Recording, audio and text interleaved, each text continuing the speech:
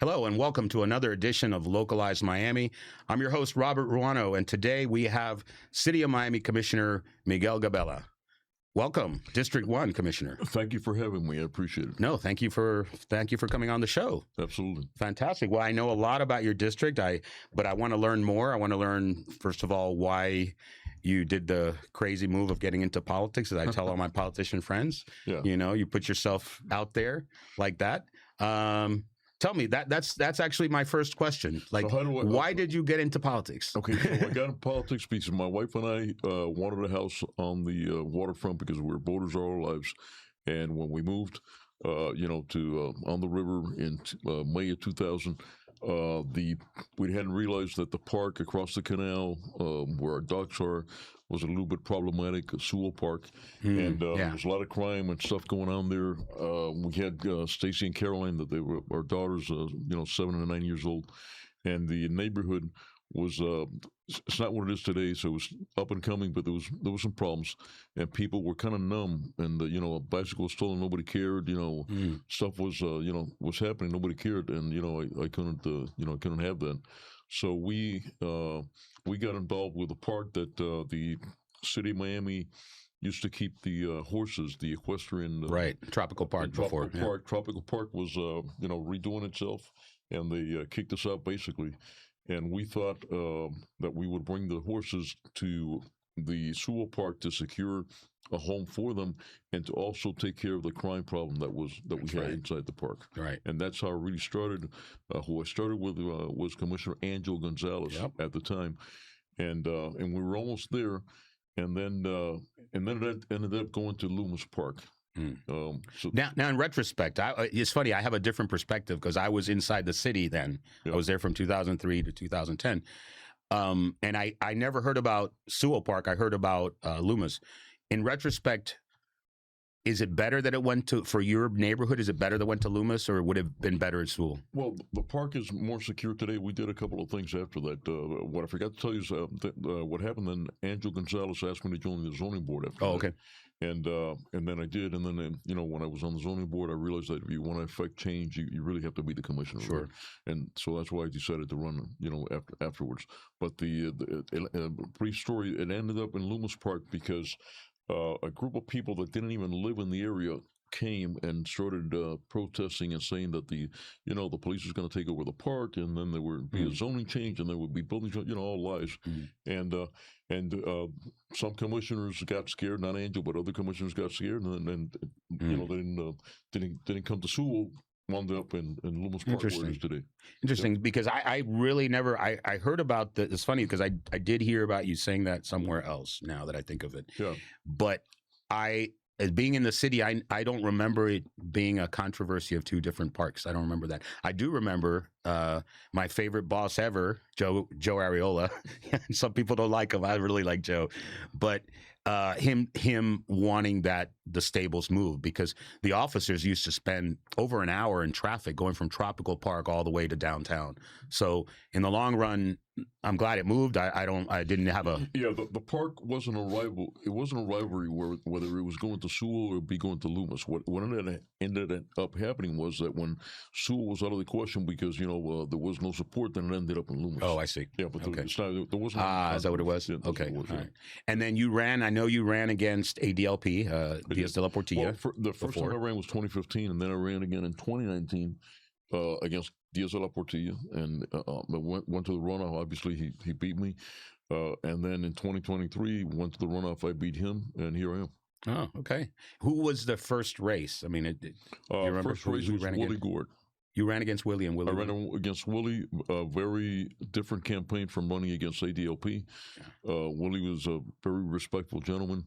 Great man, great commissioner, and so I have a lot of respect for him. Yeah, he's a great guy. I've known Willie a really long time. Basically. Yeah. Well, we can say goodbye to those because apparently those, and I think as you mentioned with social media and everything, people trying to get clicks and stuff, they just get really dirty. And I mentioned to somebody else. I've had a lot of people on here. I had one person was J.C. Planas, who I'm sure you know of him at least. J.C. Plana was my attorney during the. No way.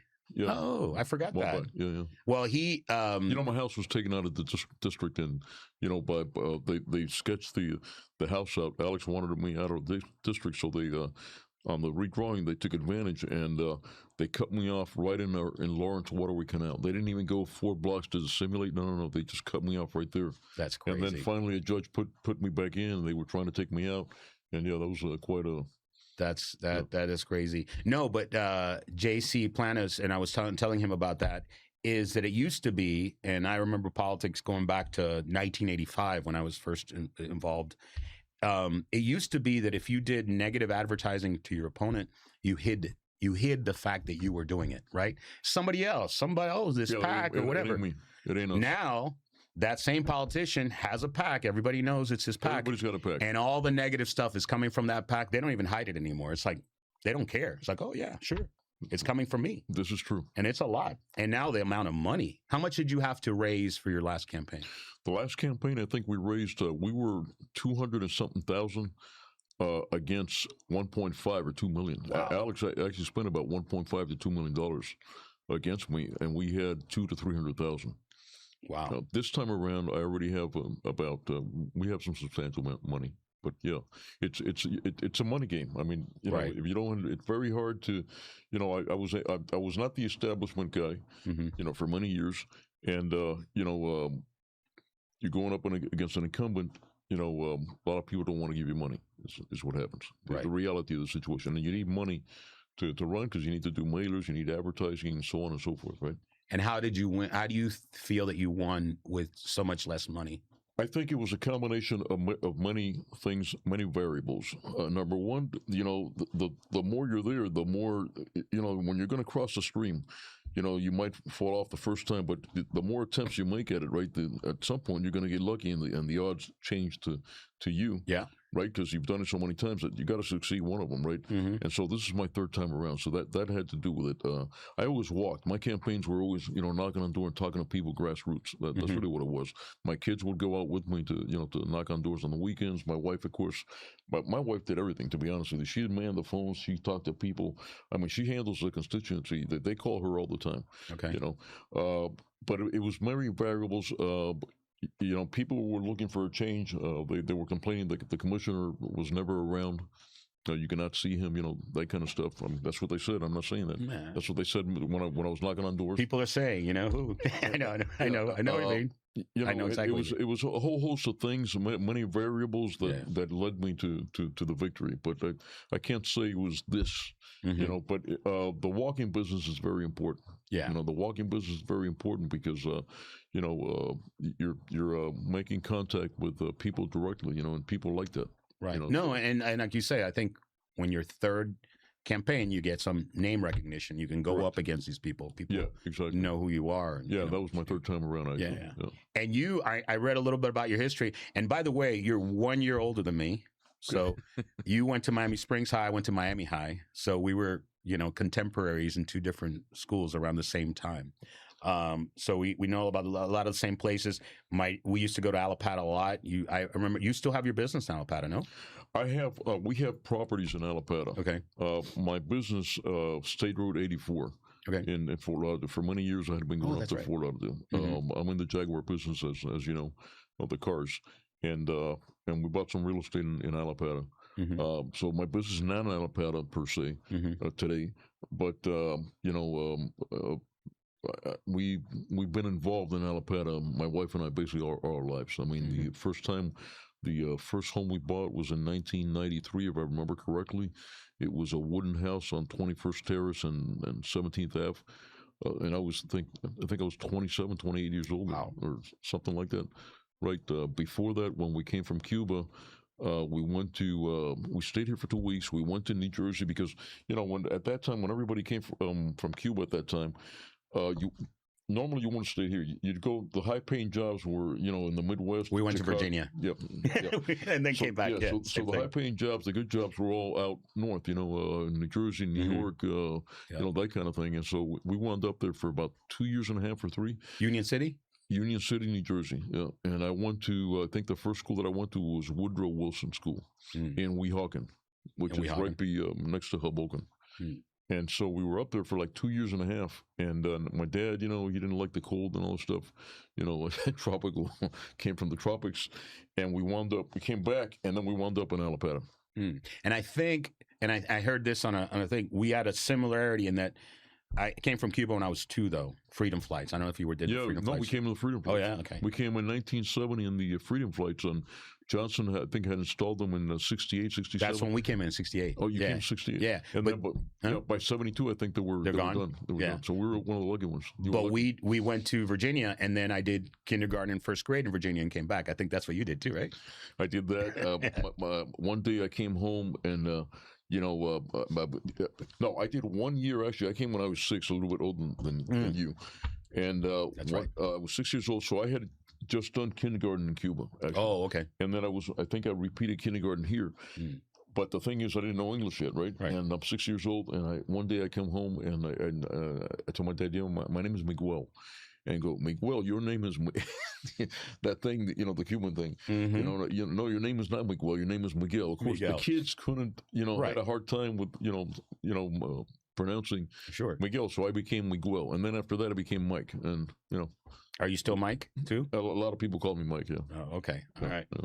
How? So what's coming next for Alapata? I mean, you've been 2 years, 3 years. We hit the ground running. I mean, when I say we hit the ground running, we hit the ground running. But one of the things that I'm most proud of, but it's probably not the most important for everybody, right? That commissioners before would have a truck, they would put their name on it, and then they'd go out and pick up a Winn-Dixie car and the trash here and there, that kind of stuff. I took it to another level, okay, because I saw the need that we needed. I had promised on the campaign trail that I was going to clean the streets. We were going to have clean streets. We're going to have proper infrastructure, more security, more police. And I started out with the infrastructure and the cleaning of the area. And what I did was I hired 8 guys.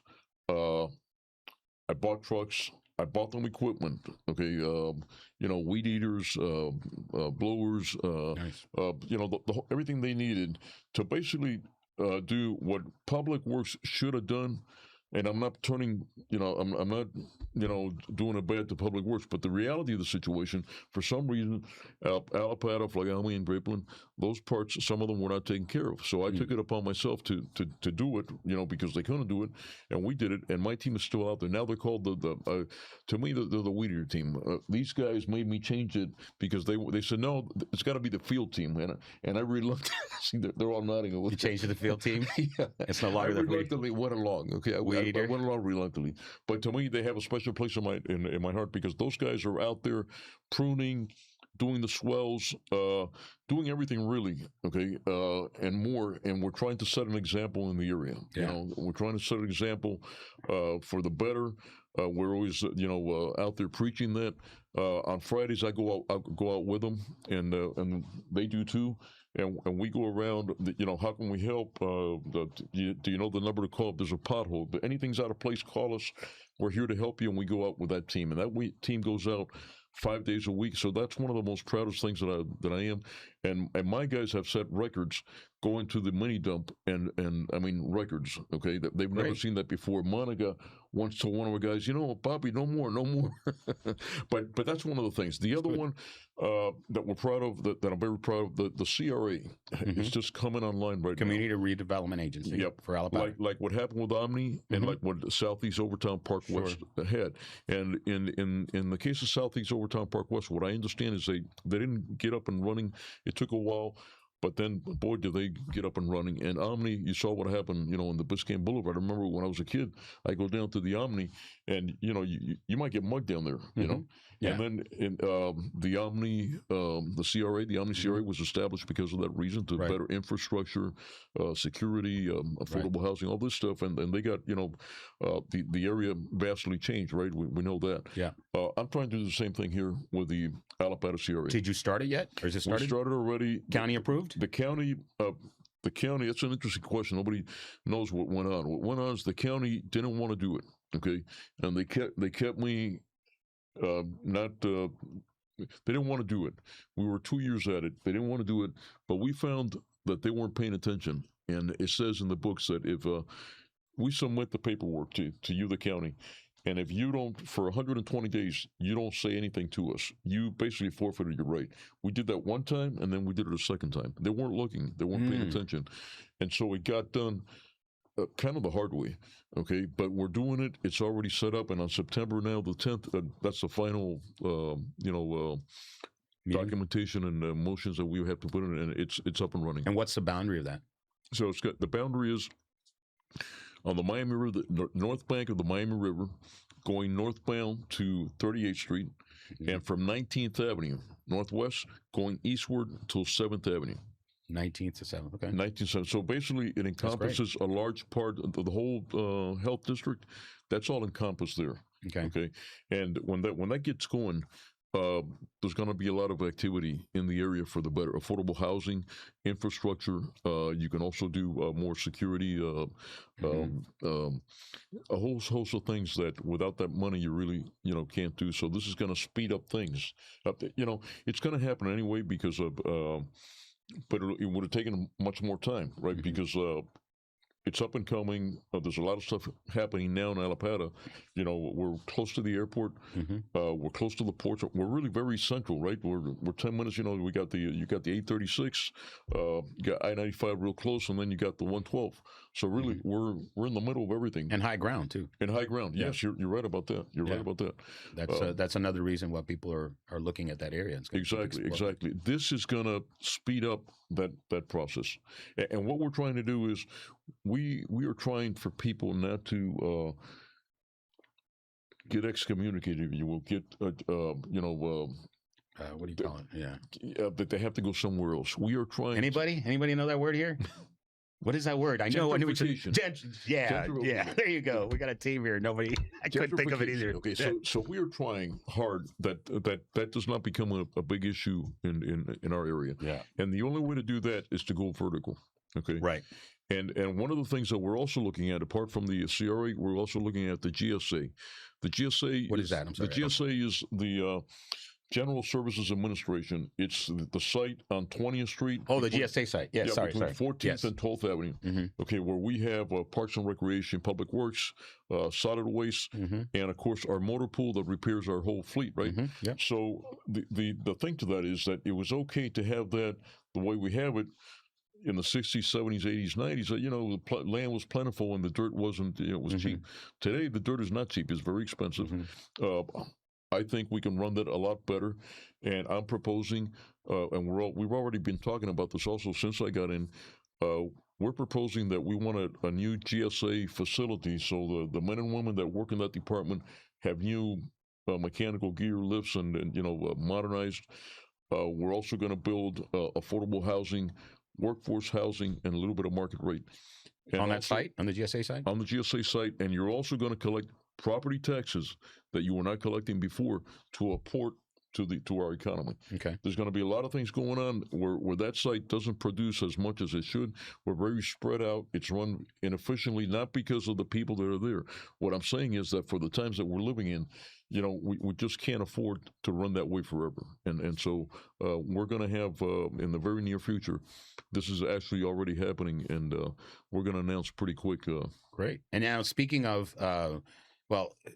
new sites, and going vertical, I understand that the MRC is also moving to. That is correct. And that's in your district too, Grapeland, where the Inter Miami Stadium. So it used to be, as you know, down by the river. Downways by the river on the north. That was where my office was, yeah. Yeah. And now that and City Hall is going to be combined on the east side of the Freedom Park on 37th Ave. The building is already topped out. I think it's 8th floor, if I remember correctly. It's state of the art. It's a Cat 5, building that's able to withstand, a Category 5, hurricane. And City Hall is also going to be there. So we're going to be centralized. And what's going to happen with City Hall?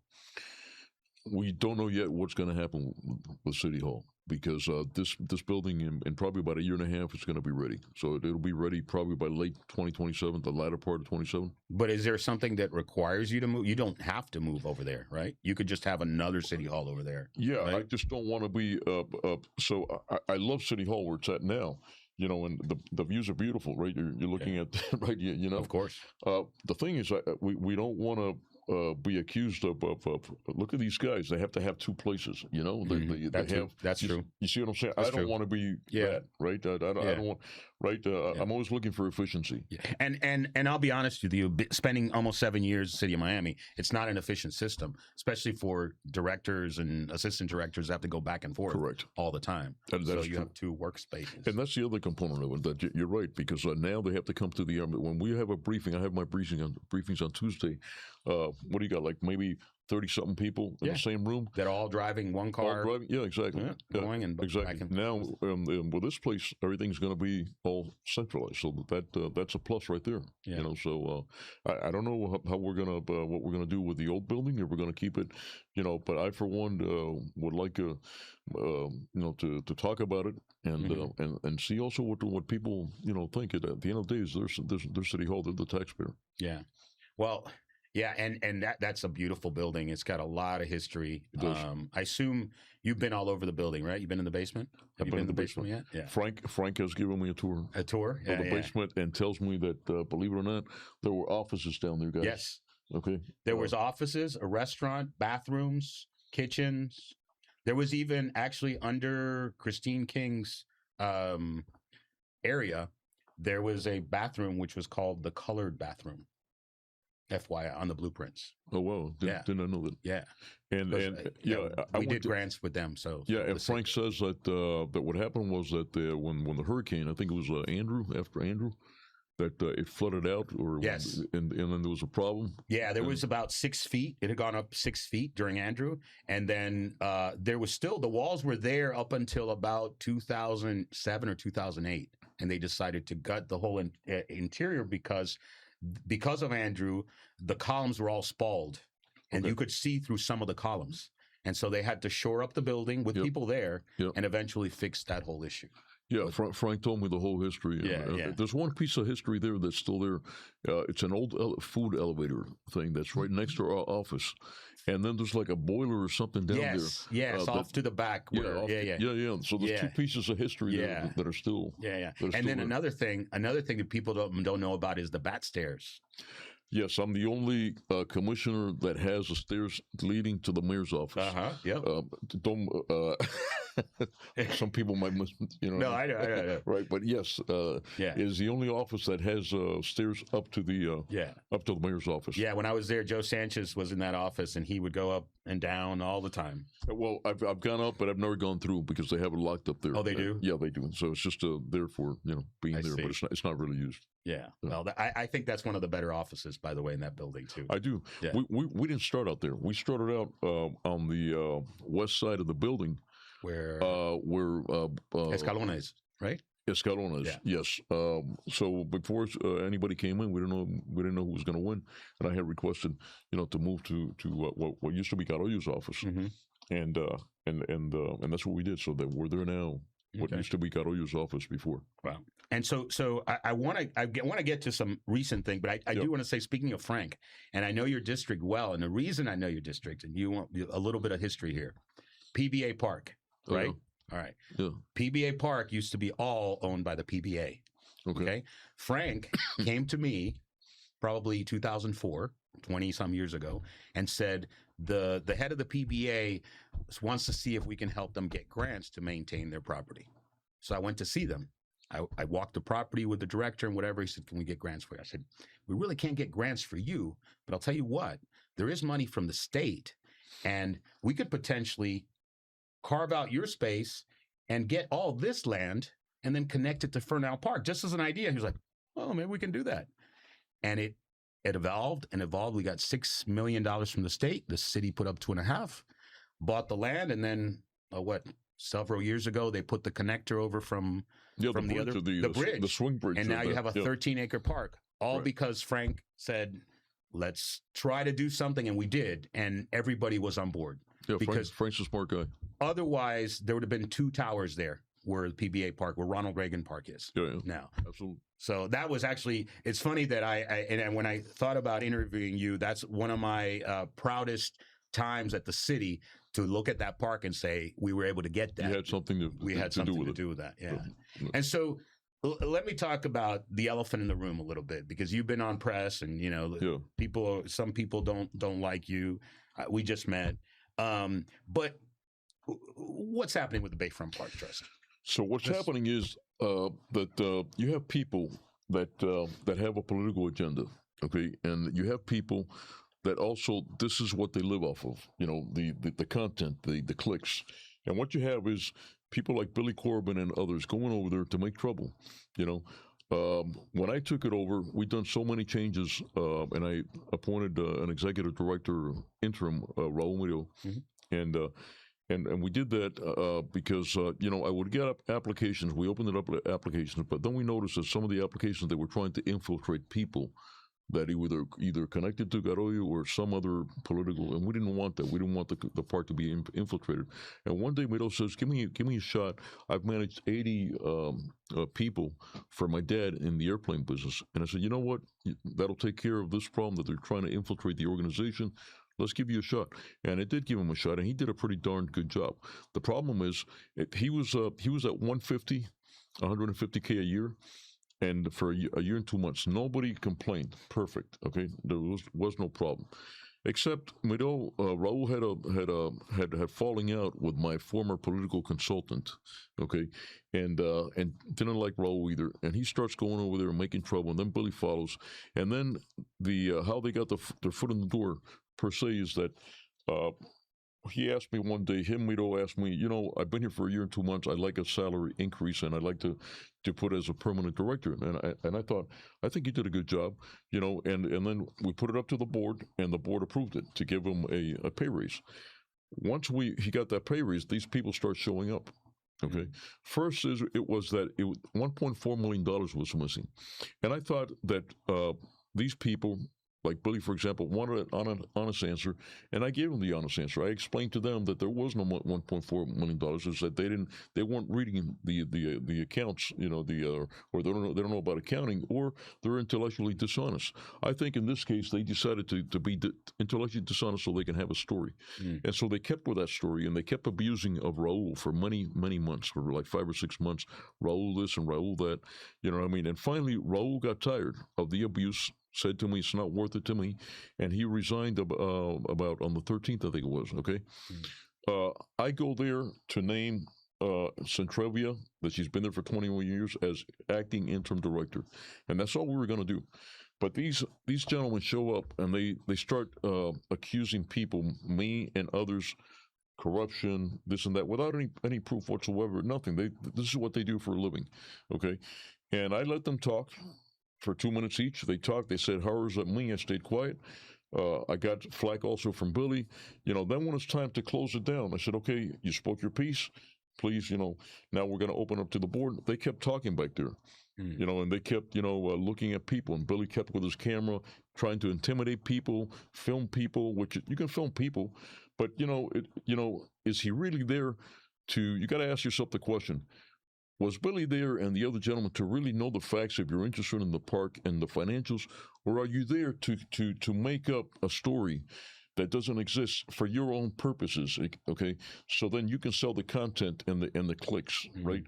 And that's what I think it was. He's not there for the park, because if he was there for the park, when we're talking about the 1.4 and we're publicly stating it, he would have been listening. And when that's going on, you can see that he's all around with his little camera moving and, doing this to somebody and doing something to somebody else. And what he's doing is he's a disruptor. He's causing a disruption. Okay. And I had to step in and a couple of times say, could you please stop that? Could you please stop what you're doing? And what happened was there's a gentleman there, Carlos Martel, who is also a board member, and they've been poking him for quite some time now. They've been poking him for quite some time. Billy, I don't know what happened with Martel's wife that was sitting in the back, and when I'm looking over here to my left, as all of a sudden I hear something going on over there, and Carlos stood up and went to talk to him. I don't know what happened, okay, because when it already was all ongoing, I turned and I noticed what was going on, okay. I tried to stop it, okay. I tried to, there was no police there. Okay, and the only police, like I said, was my sergeant around. She had to, to be there. Okay, and That was the incident right there. Okay. You know, I didn't start that incident. Okay. Let me make that clear. Okay. But I'm trying to put out the fire. And then you got another gentleman saying, you know, stuff at me. And I'm, you know, trying to go over there, you know, to see what's going on and take care of the situation. And then you got the other one making trouble over here. Oh, that's right. I saw that. Yeah. Torres, he's making trouble over here. That guy is, like I said, and this is the truth, that guy's been blackmailing me, trying to blackmail me. He would show up to a trolley, to a Parque Maceo. We had a trolley for the senior people that they asked for a trolley. You know, here it is. Let's see what the routes are. He shows up, and then I go, oh, hey James, how you doing? Hey, I'm thinking of running against you. You know, oh yeah, okay. Well, you got to move, don't you? Yeah, I got to move. And I go, do you? I asked him, do you own property, by the way, over there? You do? Yeah, he does. Okay. Well, listen, you might think about that because you're going to lose your homestead. You know, so you know, think about it before coming. But hey, if you're gonna run against me, dude. Not a problem. We're in a free country. Then he says to me, "All I want is movie nights." Okay, movie nights. Okay. Because something happened that Raul, the executive director, told him that he couldn't have movie nights or Halloween. You know, and so this is his thing. Okay, and that's why he's upset at me and starts doing all this kind of stuff, and then starts accusing him. And then he says Diaz de la Portilla is going to take your seat, because what they like to create is the distraction, to then write about the distraction and make it like if it's real.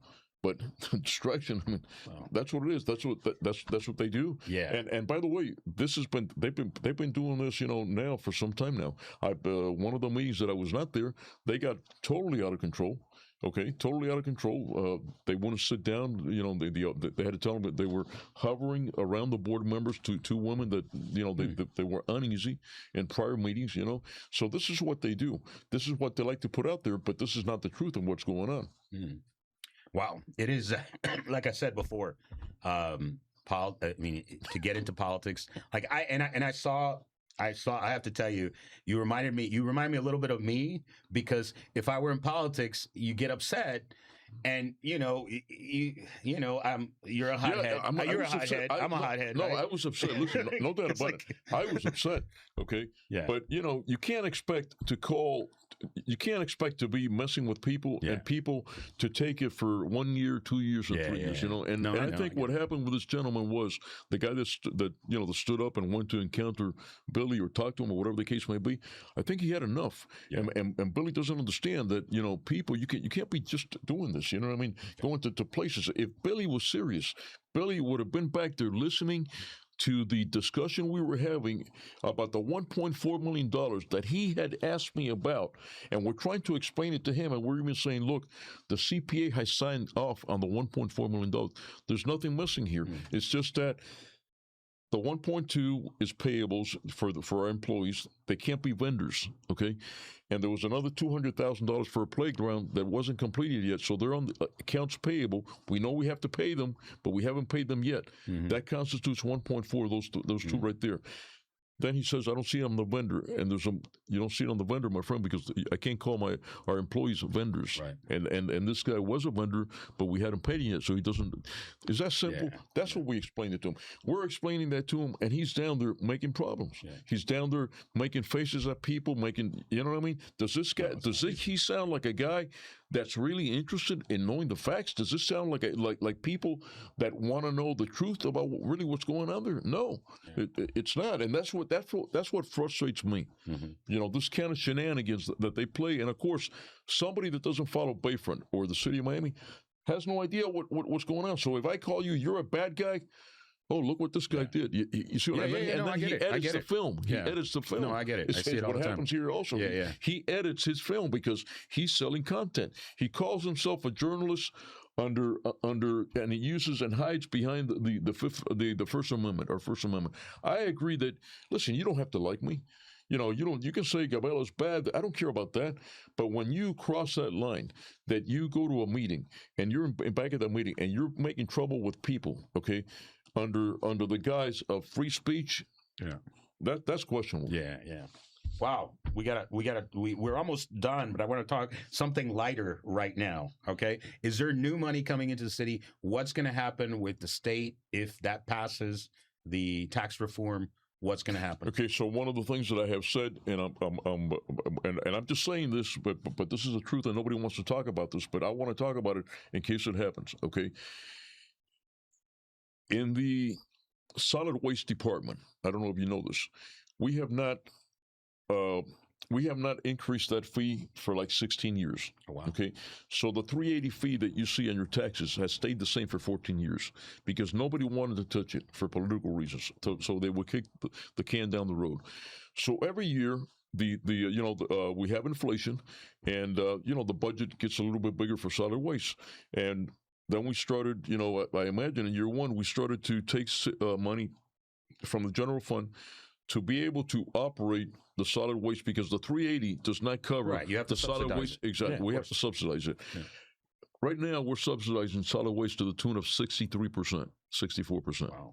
Okay, why do I talk about that? Because the problem is this: if this passes in November, and I'm not against a tax cut. I am a Republican, and I like tax cuts. But here's the reality of the situation: the language that's in there says that if that tax cut is passed, okay, you'll get a tax cut. But then the scope of what we can use the money for is very limited, and it doesn't include solid waste. So we can no longer, if that happens, we can no longer take money from the general fund and use it on solid waste. We will have to raise the solid waste fee substantially. Okay, so then what you're going to save over here, you're not going to have a bill over here. Yeah. Okay? And that's going to happen to a lot of cities because a lot of full service cities subsidize their solid waste. They can't really charge the whole amount. We subsidize them to the tune of 62%. Yeah, that's a lot. 63%. That's a lot. Big portion. So in other words, for us to make that up, if we can't use the money from the general fund like we're using every year, you're talking about $800, $900. So you're going to see your trash bill from $380 go up to $8 something. Yeah, $9. that's what happens. Okay. Taxes go down, the fees. Unless they change the wording right on the question on the ballot. Okay, and not the wording. Excuse me. Unless they change the rules that you can still use. Right.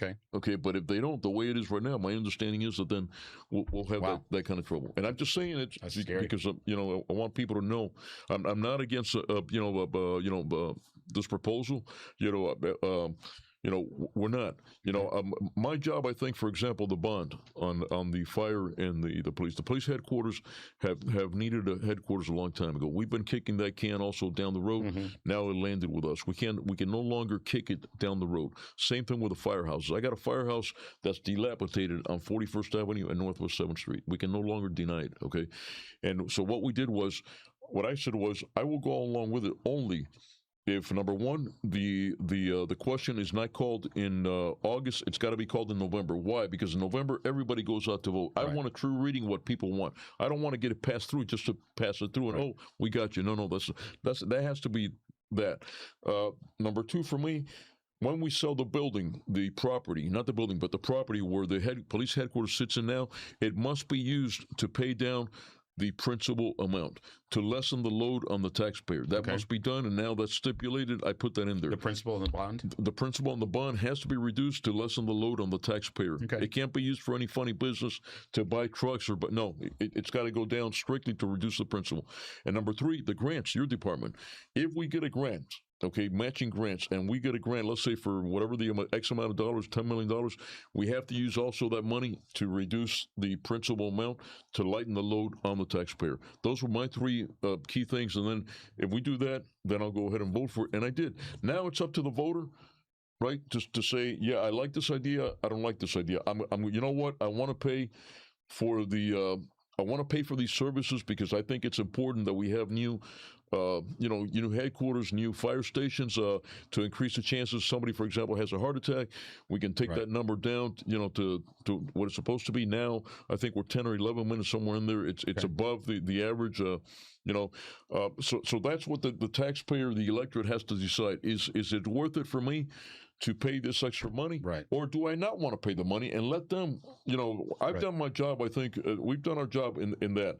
Now it's up to the taxpayer to decide, yes, I want to do it, no, I don't want to do it. All right. Well, there's a lot of stuff going on with the city of Miami. I appreciate you coming on, Commissioner Miguel Gabela from the city of Miami. Thank you very much. Who do we have? I forgot who we have next time. Oh, Pete Gomez. Pete Gomez used to be a city of Miami. He's the emergency management director. Next Friday, right? Next Friday at 3:00. Very good. All right. Thank you very much, Thank you very Commissioner much. I Gabela. appreciate it. All right. We'll see you next time on Localized Miami. Thank you.